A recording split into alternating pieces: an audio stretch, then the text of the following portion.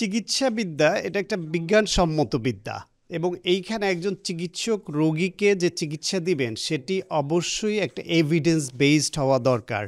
আমরা যে যা খুশি আমরা চিকিৎসাবিদ্যা যেহেতু শিখেছি এখন যে যার মতো করে আমরা টেস্ট লিখলাম, রোগ নির্ণয় করলাম, যে যার মতো ওষুধ লিখলাম, চিকিৎসা দিলাম, এটি না হয়ে এটা যদি একটা বিশেষ পদ্ধতিতে এভিডেন্স বেসড হয় যে একটা রোগ সেটা নির্ণয়ের জন্য কোন ইনভেস্টিগেশনগুলো দরকার, কি পদ্ধতিতে করব, সেটার চিকিৎসার জন্য একটা বিষয়ের ধরেন একজন মেডিসিন বিশেষজ্ঞ তিনি ডেঙ্গু রোগের চিকিৎসায় একজন বিশেষজ্ঞ যে চিকিৎসা দিবেন আরেকজনের কাছে গেলে যেন সেটার কি পরীক্ষা নিরীক্ষা হবে বা তার কি চিকিৎসা হবে সেক্ষেত্রে যেন একেবারে পাল্টে না যায়, তাতে করে রোগীর যে আস্থার সংকট তৈরি হয়, তার ব্যয় বেড়ে যায়।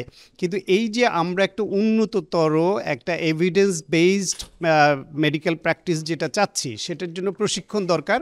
সেই প্রশিক্ষণ দিয়ে ম্যান পাওয়ার তৈরির জন্য বাংলাদেশ মেডিকেল বিশ্ববিদ্যালয়ের কোয়ালিটি অ্যাসুরেন্স ডিপার্টমেন্ট যেটা, যে এই সেল থেকে নিয়মিতভাবে এরকম ওয়ার্কশপ হচ্ছে, যেখানে আমরা গত 3 দিন ধরে বিভিন্ন ডিপার্টমেন্টের অনেক চিকিৎসক আমরা ওয়ার্কশপে অংশ নিলাম। আমরা এখান থেকে শিখে গেলাম, শিখে গিয়ে প্রত্যেকে আবার যার যার ডিপার্টমেন্টে অন্য যে রেসিডেন্ট এবং অন্য টিচার আছে তাদেরকে আমাদের এই ভিউজগুলি এক্সচেঞ্জ করব। এইভাবে অন্য যে ইনস্টিটিউট আছে এই বিশ্ববিদ্যালয়ের অধিভুক্ত ইনস্টিটিউট সেইখানকার চিকিৎসকরাও অংশ নিতে এসছেন।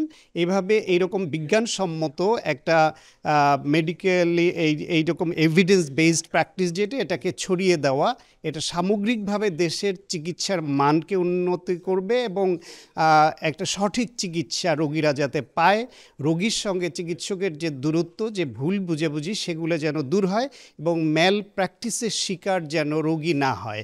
এই ক্ষেত্রে রোগী হচ্ছে ফার্স্ট প্রায়োরিটি।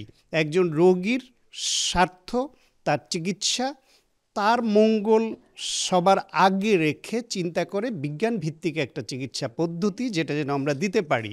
এখানে যে ক্লিনিক্যাল অডিট বা মেডিকেল অডিটের মাধ্যমে চিকিৎসা পদ্ধতিতে উন্নত করা এবং আরও ভালো চিকিৎসা রোগীকে দেওয়া, সে বিষয়েও ওয়ার্কশপে এখানে প্রেজেন্টেশন ছিল এবং আমরা অনেক উপকৃত হয়েছি। নিঃসন্দেহে এই যে প্রক্রিয়া, এই ওয়ার্কশপ এটা চলমান থাকবে এবং অনেক ভালো কিছু শিখে যেতে পারবে যারা এখানে অংশগ্রহণ করবে।